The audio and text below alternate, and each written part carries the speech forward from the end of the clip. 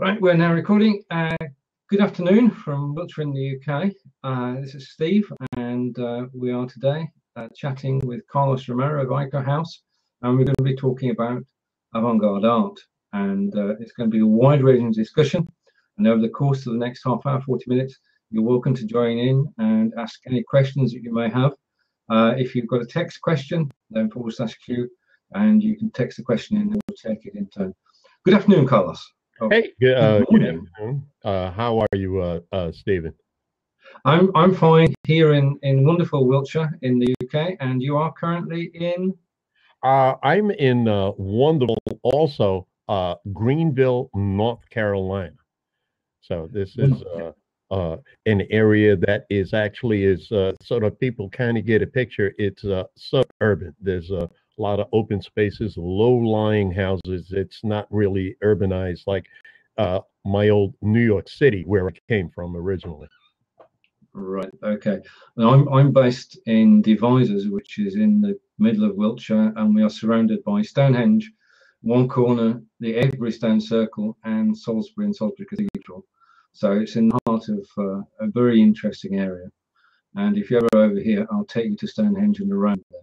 Oh, yeah. Right. Today, we're going to talk about avant-garde art, and I'm going to put my hands up and say that I know nothing, and we're in Carlos's hands for this.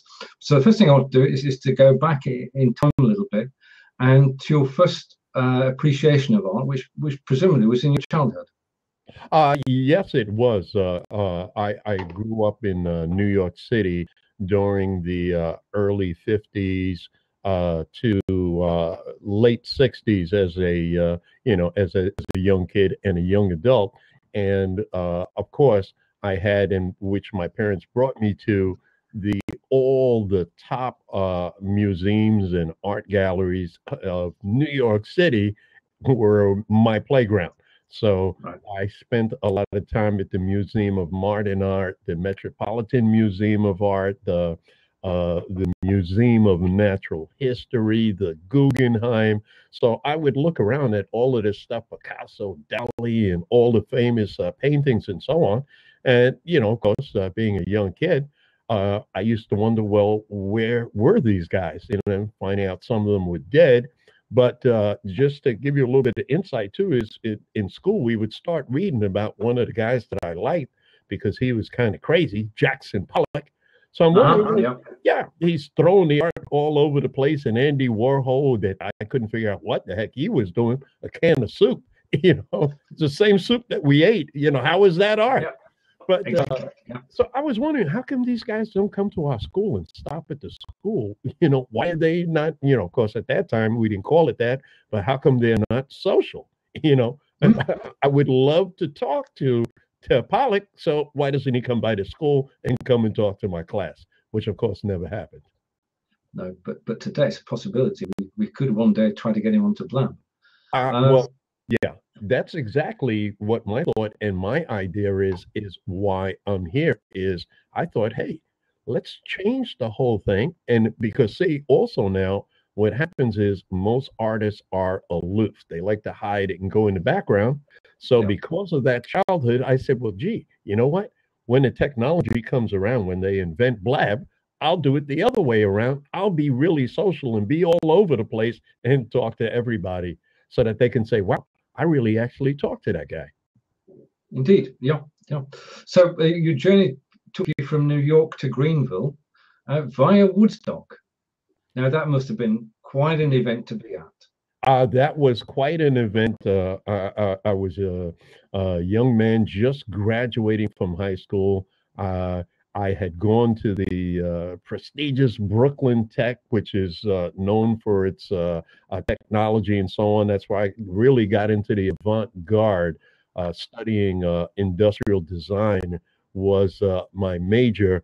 And we went into this thing about the Bauhaus, and I became fascinated with all of the artists, Mies van der Rohe and so on, of the Bauhaus and their avant-garde ideas and design. Then you throw in that I get accepted to also another prestigious art school, Pratt Institute, down the block, followed by, in between, going to Woodstock and being in the front and being experienced.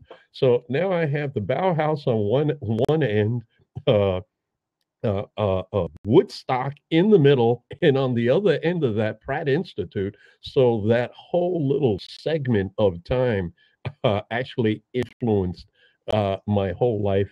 And as Jimi Hendrix would say, which I could never figure out at that time, are you experienced? I became experienced in, what life in art and avant-garde art is all about, is the experience. Yeah. I mean, indeed, to have been at Woodstock must have been an amazing experience. I mean, we saw it a couple of years later on film, and that was when Dolby Surround sound came out. So we're going back now. Dolby Surround sound is taken as read now, but in those days it was an experience. We couldn't have on our own home stereos and cassettes. Trust me, when you were there in person, it was the original Dolby Surround sound. I'll give you a short example of that. Is the concert, of course, went on for 3 days. The Rolling Stones, the Who, the this, that, Sly and the Family Stone. Everybody was there, and everybody's, okay, well, we got to wait for Jimi Hendrix. And it's early Monday morning at 6 a.m. in the morning. We're in the mud. We're all tired and sick from drinking chlorinated lake water and the whole thing. We're like, oh, geez, I guess Jimmy is not going to show. Everybody's just going to go home. And all of a sudden at 6 a.m. in the morning, this is the first instance I heard of Dolby Surround sound. Hendrix comes out and starts playing the guitar. And I'm telling you, Stephen, the audio, he had all of these Marshall amplifiers made in England, of course. Yeah, of course, yep. And they were, the audio was bouncing off the clouds in the sky. I couldn't believe this guy. The sound was everywhere all at one time. And I'm like, how is he doing that? The sound was like reflecting off of the cloud structures in the sky. So that was like I think an early Dolby sound. And as one person is saying here in the chat, Roundsville, that it must have been amazing. Yes, it was at 6 a.m. in the morning to awaken to the Star Spangled Banner with bombs dropping and the whole thing on the guitar, the whole group. Something that stays with you and influences you for the rest of your days. One of those experiences which stays with you. Today we're talking about IKOHAUS, and you mentioned Bauhaus. How did IKOHAUS come about? What are the origins of it? Okay, the origins is that, as I was saying, I grew up in New York in the 50s and so on, and lived in New York throughout my entire life. But things got a little, I'm just going to come and tell my artistic story. Things got a little shaky and crazy in New York. They blow up the World Trade Center. I worked as a security guard after the first bombing for a while. I got into telecommunications, married, had 2 kids. And just to give the real short, the quick real story is my wife ended up passing away from breast cancer, and I got these 2 young girls, and I'm in New York City. And I'm like, wow, I haven't even got back into my art yet. I'm all closed down because all these buildings. I got 2 young girls. Maybe I need to leave New York and give up New York because it's a rough place to bring up girls. So that's where I decided to move to Greenville, North Carolina. Best move that I made, because the open spaces opened back up my vision to create and get into art. Now, that's where I realized, well, gee, I'm in a small little town, and social media was really starting to take hold. Google had the old chats and the Hangouts, and Facebook was just starting. So I started doing my art on there and interfacing with artists like a woman by the name of Maggie Beresford in Australia, a modern classical music composer, Vito Palumbo, in Italy. So all these guys are talking. I'm like, hey, yeah, well, I'm an avant-garde artist. And they're like, yeah, wow. Well, hey, I'm a classical music composer. I have 37 degrees, and listen to this composition I wrote. So I'm like, wow, gee, if I could get all you guys together. And they're like, well, yeah, but we can't travel. You're in the United States. We never even heard of Greenville. So I thought of the idea of the Bauhaus where they had the physical school in Germany.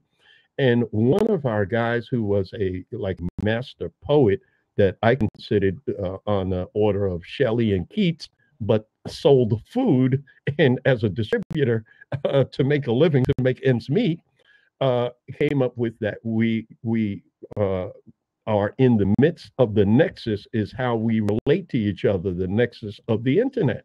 So that's where I figured. I said, gee, that's it. Instead of a building, we'll reside in internet space. We don't need a physical building. So that's where the idea of Eco House came from. Eco, which is how I've pronounced it. Ego comes from the West African dialect, which means well or good made.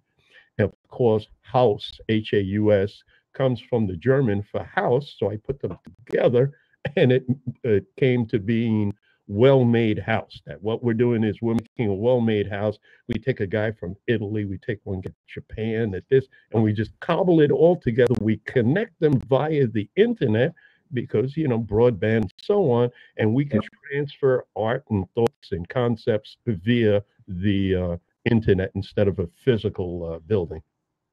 So it makes it global, and you can reach out to people and contact people you've never thought of before.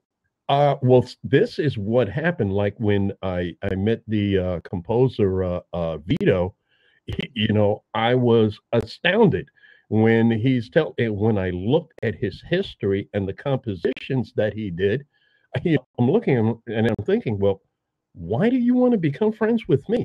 I'm not Picasso yet. And he's like, but we are all artists, and I only want to get my music heard in the United States.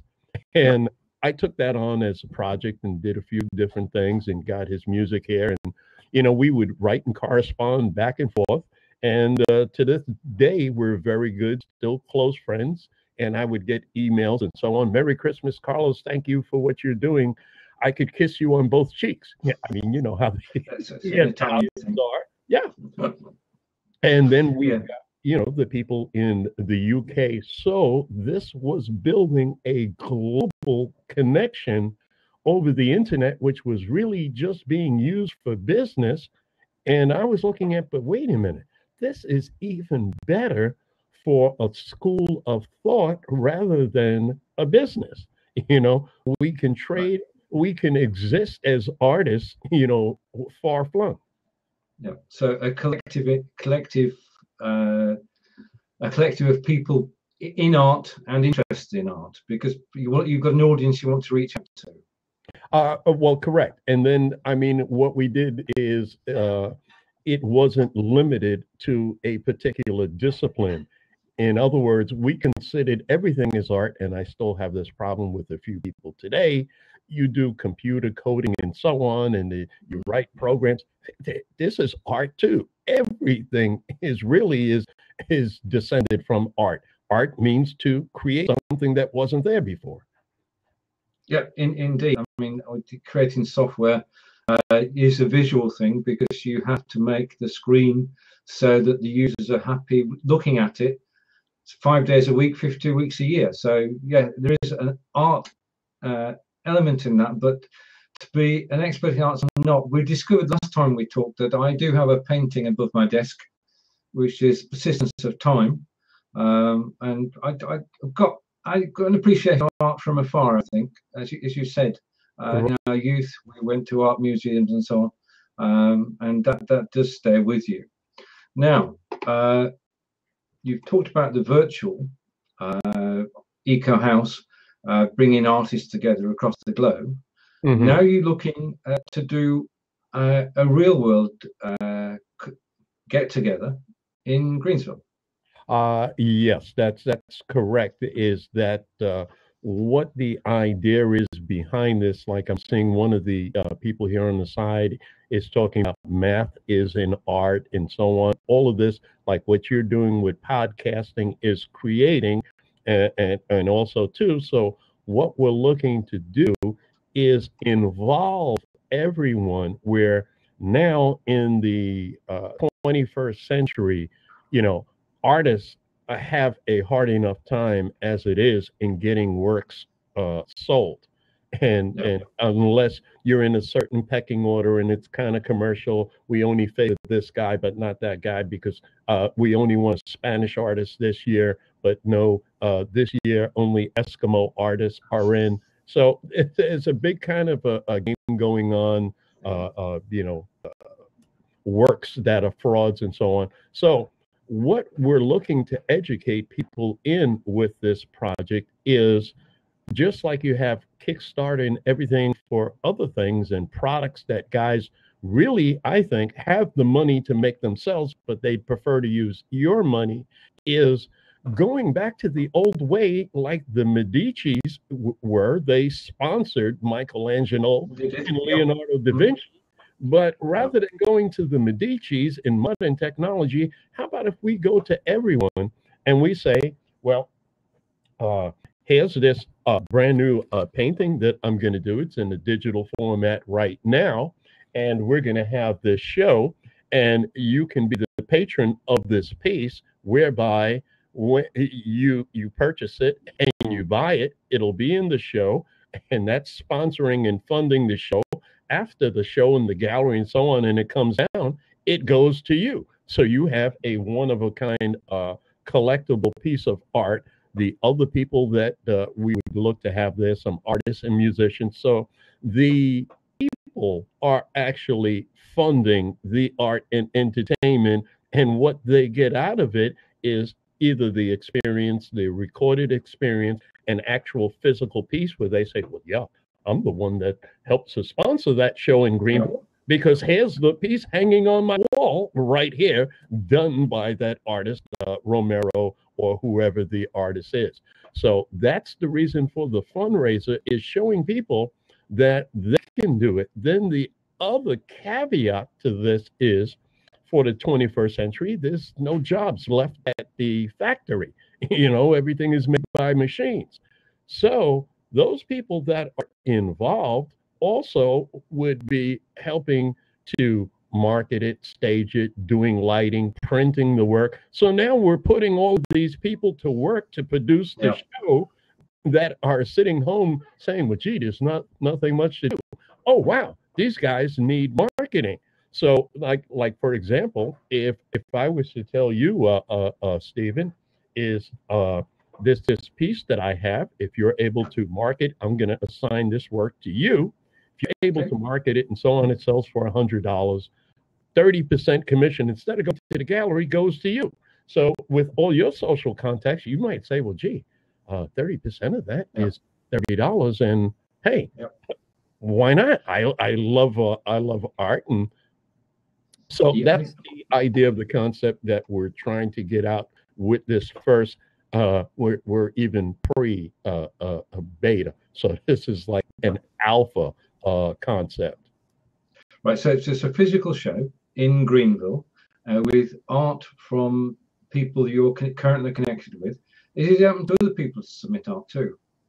I'm sorry, say that again. I couldn't hear. Can other people submit art to the show?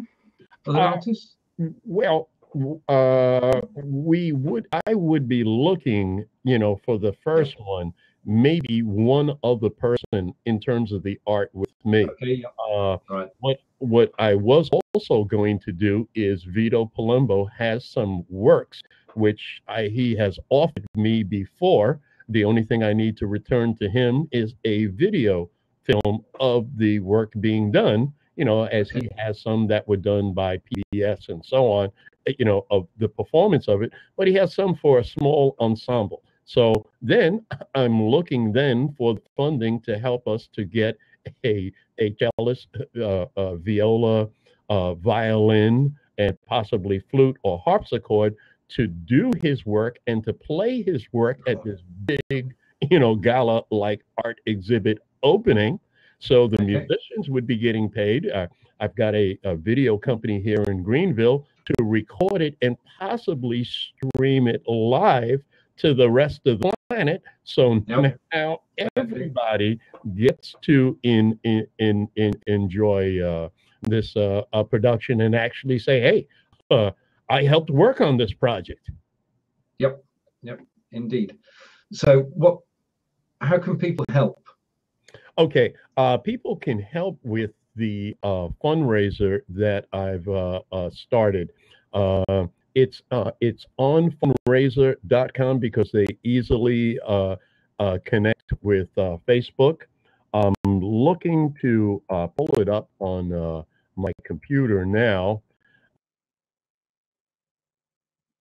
But Okay. I'm going to guess that if you just go to fundraiser.com and type in the words help IKOHAUS, spelled IKOHAUS, it should pull it up. I'm going to put it into the chat here, but it would probably be very difficult to say it on air. And I'm not sure if I put it as a question, if that would show on screen. Thank you to everybody who's watching us. We have quite an enjoyable chat. If you've got questions for callers, then you can type them in the bottom right-hand corner of the screen, just /Q, followed by the question. And we'll take the questions as we go along. Now we're going to carry on chatting for 5 minutes or so, and then we'll open up the seat, and you can call in and join us. We'll open up the okay. There's the link to there's the link. When does the tech you planning to do? When does the tech you planning? Okay. What I was looking to do, giving people enough time, this is February, and to actually really make it as big as people want to, is to do it in about May, right about the time that college students are getting out here. High school students are planning on getting out. College is winding down. So kind of in a celebration, unlike Woodstock, kind of more for Mother Nature, being that Mother's Day is in that month. So I'm kind of gearing this around the women, something for Mother's Day, to kind of thank the women for everything that they do and on the planet and for humanity. We maybe I'm sorry, I'm reading a comment here about maybe a music conservatory nearby. Well, yeah, we have an entire music program at East Carolina University, which is right here. So this is also what I'm looking to do with this idea is students graduate from school and there's they have an arts program, which is phenomenal, close to Pratt's. They have a film school, they have a symphony and so on. And there's not much for people to do. They graduate and they move to New York or Raleigh or other areas. So we're looking while they're a student, they could be helping and partaking in this. And with the fundraising going on, they could earn some extra college money if we're saying, hey, listen, we need you to play the cello and the violin and play this composition. You're in college or university, so you should be at a level to perform to get the university involved. Really wonderful, because it's an opportunity, as you say, for young people to get involved in music, international music. Right. Okay. That's very good. Okay. So it's in May. Do you have at the moment the website that you have there? Does it have a list of the contributors and the art that's going to be shown? Yes, it does, because now I've actually seeded it with 3 works, which are as yet uncommissioned. Well, also, too, I'm glad you brought that up. I'm actually coming out with a whole new style where everything that I've done, as you can see, I'm holding a stylus. I work in the digital realm, like the woman was talking about. She's in math and so on. A better way for me to create work was in the digital space. So the work that I've put out before are usually 8 by 12, 10 by 15 are artist proofs. Now I am going into large format for the main pieces, where we're talking about 8 feet, roughly about 8 by 4 feet. So these would be large format works. There's 3 of them up there that whoever wants to become a patron and commission one of the works, that's how it'll happen. They'll say, hey, okay, well, that was $300 or $400. I want to commission that. It'll be produced, it'll be signed, so on. There's another caveat in here. It'll be shown at the show and then sent out to them. The other part, if I could, just to mention, okay, this is really critical that we're trying to get out to people, is I've created a way, and one of the people that first started doing it, of getting a living artist's work on Amazon, because they're a reliable platform that negates the fakery and inauthenticity. So now the work will also be able to be on Amazon. If the person has bought it, of course, then it's sold. What this does is, at any time, they bought it for $300-400. At any time that they decide, well, gee, I'd like to sell it. I made an investment in this art. I don't want to run around to a gallery. Remember, IKOHAUS is based on the internet. They would be able to, just like a textbook on Amazon, place the work back onto Amazon under the appropriate work that they bought, because it's an original and it's still there. And where they bought it for $300, they can say, well, gee, Stephen Healy really wanted this work, and now I'm going to put it up there, but I'm going to charge $500 for it. And now, right, now they have an investment, and they don't have to worry about the gallery, this, that. They know it's authentic, it's signed, it's thumb printed. You buy it, you're buying it on a trusted platform. You're in the UK, they're in Greenville, and they bought it here. So they ship it and send it to you. And now this work has a life of its own, going around on Amazon, all from this show. We've got a general question. If we just we come back to the show later. I'm just going to bring a question across, and hopefully, yes. So I'll read it to you, and then you can take it. What is your most important artist tool? Is there something you can't live with in your studio? Okay, and that's something that you see me clutching into right here all the time. This is not a regular pen. Let me see how close I can get this to the camera so you can actually see that. You see it has a couple of little buttons on it, and it's plastic. That is a, I don't know, some people call it Wacom. I've always called it a Wacom tablet. I don't like the sound of Wacom. So that goes with my Wacom tablet, of course, to draw. It's a digital stylus, and I found this is much more comfortable while it's in my hand for everything I do on computer, because it's ergonomic. My hand is in the natural position, instead of a mouse, which had given me carpal tunnel syndrome. And an artist with carpal tunnel is not an artist, is just an injured person. Right. Okay. Well, thank you for the answer and for the question as well. If any more questions, then please do ask. We live in a world which is fast moving, and what you're doing is actually matching the physical art with the online world, aren't you?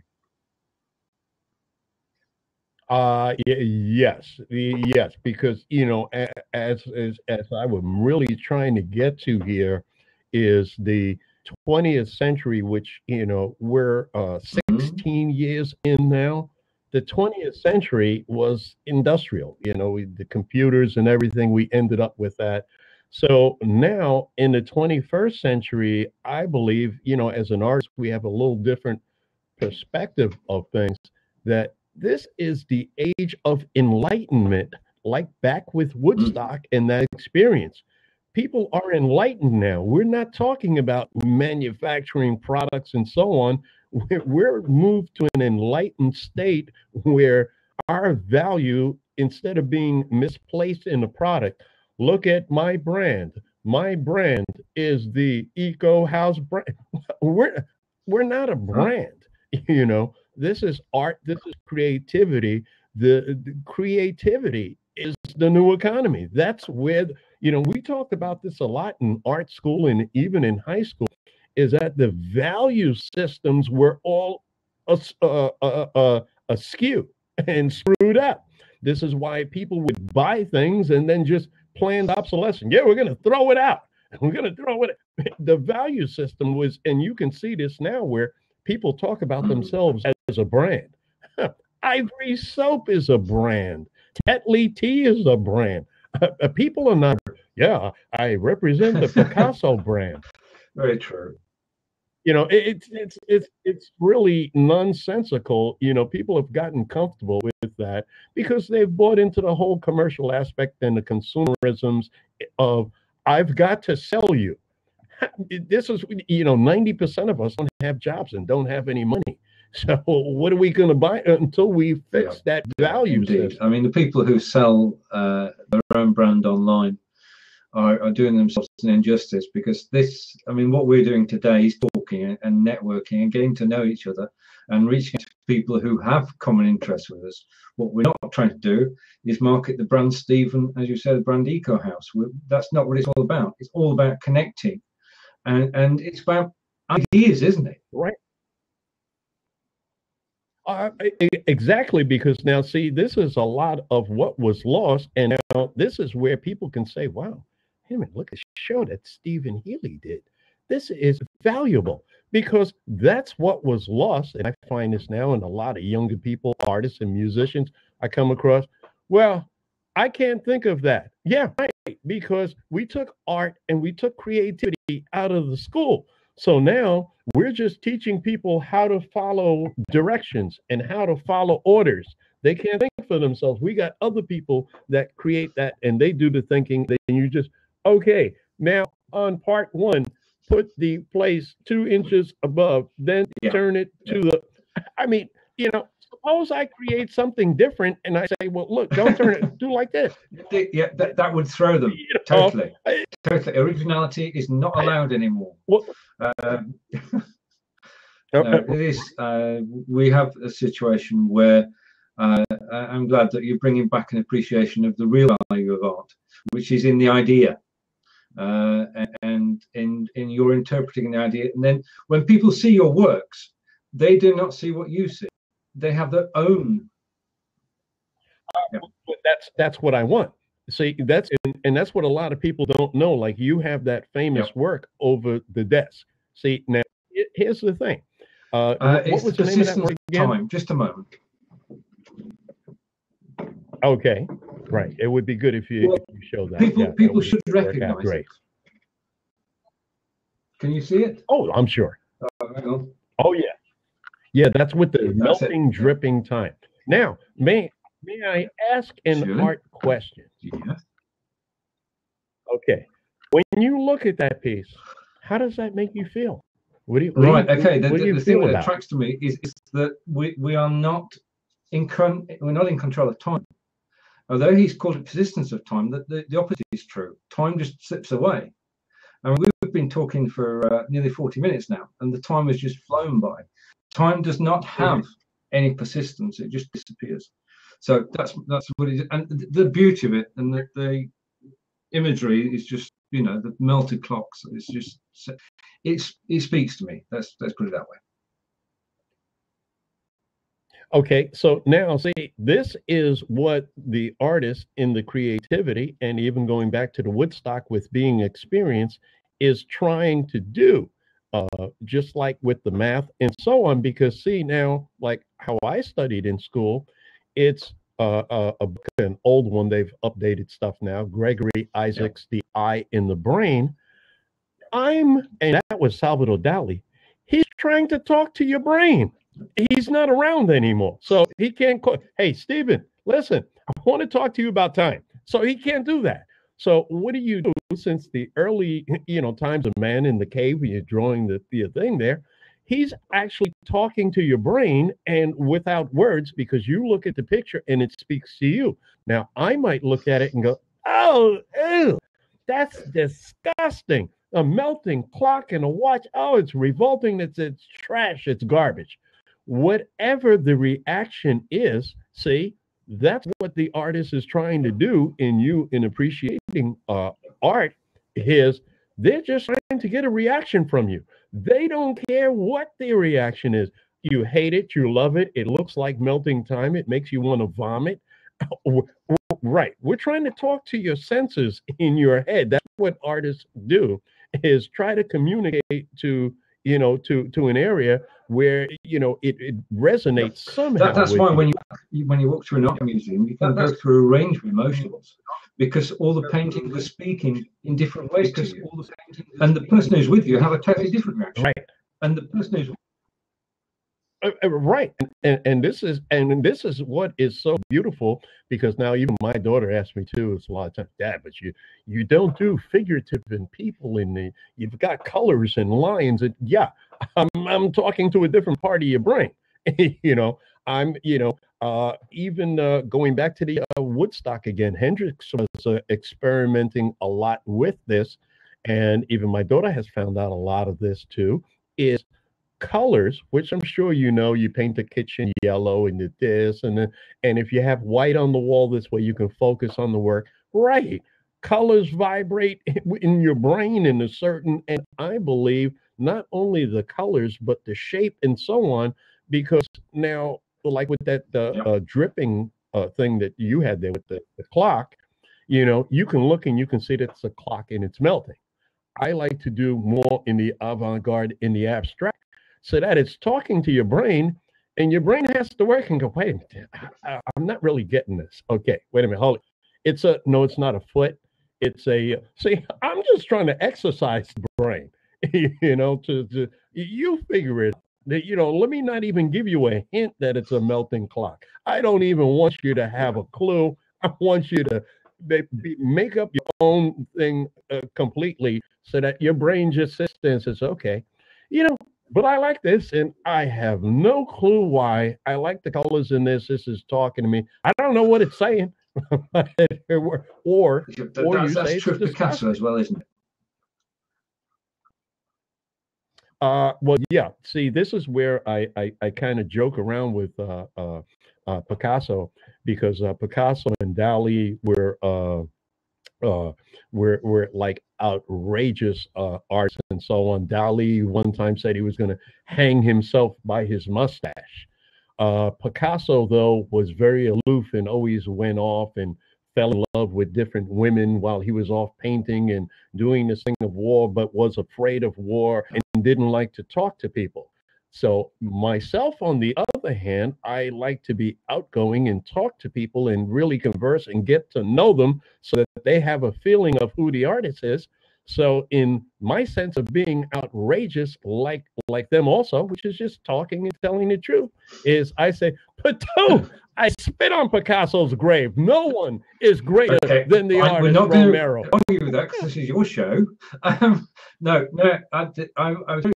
What? Yeah. Nobody can argue because the guy is no longer around. Right, okay. So I'm challenging the concept that Picasso is the greatest. Right. No one can be better than that. Right. Okay. It's time for a question again, and I'm going to bring the question across. And the question is there an element of art you enjoy working with most, and why? Ooh, okay, that's a good question. Is there an element? Okay. Yeah. Okay. The element is either the color or the picture. A lot of times I'll take a picture and photograph, like I did with an artist, Maggie Beresford, and it comes from an experience with an old art teacher at Pratt. I was drawing, I think I told this before, but hopefully this time now it's recorded. I was drawing this tree that has these little itchy balls on them. A lot of people know what that is. It's kind of like a little ball, and it's got little prickly spikes on it. So I'm drawing the tree, and I think I'm doing a great job. I'm fine artist. I'm drawing it, and shading, everything looks great. Teacher comes by and looks at that, and he says, "Oh God, that's terrible." I'm like, "What do you mean? What's wrong? I can fix it." "No, don't erase. Don't erase." So I'm like, "Don't erase, but fix it." How can I fix it if I'm not erasing? See, what you have to do is get inside the itchy ball. So I'm sitting down on the ground now. We're outdoors, out by the tree. So I'm like, okay, I got to get inside the itchy ball. I'm like 5'10". How do I get inside of an itchy ball? Yeah, get inside the itchy ball and draw your way out. So for the next 20 to 30 years, I'm trying to figure the heck. How do you get in? And then it finally starts to dawn on me. I even talked about this with another artist, that this is what teachers did at Pratt. They would, you know, perturb your brain to really make you think. So this goes back to what you were saying. I like to dive inside of the photograph, and especially now, this is where it came in all these years later. I can dive in and manipulate and move and add digital pieces into it, which is what I couldn't do back then, and do and create something entirely different by going inside of the piece and taking it apart and moving it and manipulating and working my way outside of these. I got into a little difficulty back at Pratt for that same reason in the 70s. The school had just gotten in one of these brand new computers, the Autodesk. So I'm over there at the door. Yeah, I'm over there at the door knocking on the door. Okay, what do you want? I want to use the Autodesk. Are you in the architectural program? No. I'm in the fine arts program. Oh, no, you can't use the Autodesk. Why not? I want to use the computer. Tell me why. No, you can't. Well, why can't I use it? It only draws straight lines and makes architectural drawings. Well, can I play with it? I might want to draw a straight line. No, get out. So I was thrown out from the architectural school. No computer for me. You know, way back then, I could see is, gee, you got musicians did digital everywhere. Now you got the architectural guy. Photography is digital. What about the artists? When do we get it? We're the last ones that have gotten anything. The only one who now is not digital.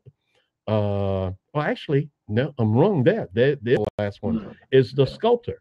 Now that they have 3D printing, right. Even your sculpture too. Yeah, 3D printing is going to change everything, isn't it? From making spare parts in the home through to sculpture and great works of art.